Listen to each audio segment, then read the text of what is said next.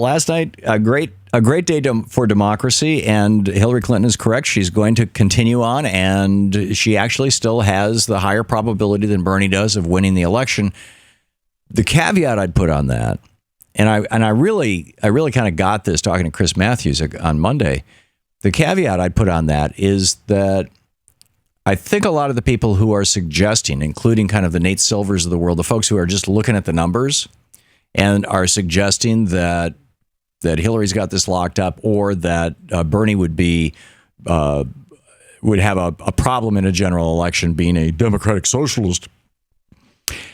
The problem is that they've never heard Bernie speak. They've never really seriously paid attention to him. And if you hear him speak, if you look at his policies, if you go to feeltheburn.org, and literally you can go through every single one of his policy positions, or at berniesanders.com, you get it that his positions are not out of the mainstream. In fact, his positions are not as radical as Franklin Roosevelt's positions.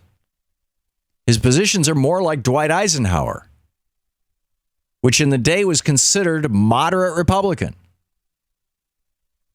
That's not to say Bernie is a moderate Republican, but I mean, this is how much America has changed. Bernie's talking about, taking the tax rate back to 20, 30 points below what it was when Dwight Eisenhower was president, taking it up to 56% instead of 91%. Bernie's calling for restoring the stat tax, the securities transaction excise tax, the Robin Hood tax. That was there during the Eisenhower administration, kept Wall Street behaving properly. He's talking about restoring Glass-Steagall. Eisenhower was a big fan of that. He's talking about expanding union membership. Eisenhower ran for re-election in '56 on a platform of having added over 1 million new people to union rolls. So, I mean, this is pretty straightforward stuff. It is not weird. It's not radical. It's not fringe. I cannot think of any policies Bernie has that are, quote, fringe, end quote. And frankly, the only thing that I know of that he has been, and I think with some success, attacked about in Vermont over the years, is that he has voted to fund the F-35. And the reason why is the same reason why pretty much everybody in Congress does, is because these guys are no idiots in the defense industry, and they put us so they built a defense manufacturing facility in every single congressional district in the United States, and the one in Vermont's quite large. There's 3,000 jobs at stake, and if that program gets cut off, those people lose their jobs. And Bernie's position was, I believe, I'm not his designated spokesman, but a number of Vermonters over the years have called in and taken him to task for this on the radio. And his response was, I'm not going to cause 3,000 Vermonters to lose their job over one particular weapons program. We can have a large discussion about all of the weapons programs, and we can have a large discussion about defense spending, and I'm all in favor of that. But, my job is to represent the people of Vermont. Now, he may change his position on that now that he's running for president of the United States.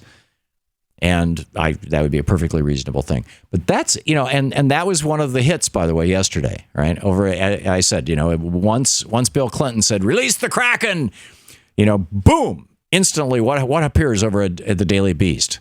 Top headline: Bernie Sanders loves the military-industrial complex. Right? I mean, it's like the only thing that Bernie has, not the only thing, the main thing that Bernie has. And this is the point I was making before. It's not like a bunch of young people sat around and said, let's find some old 74-year-old guy, who can be kind of cranky and looks like Larry David and make him president. No, it was he is saying the things that need to be said.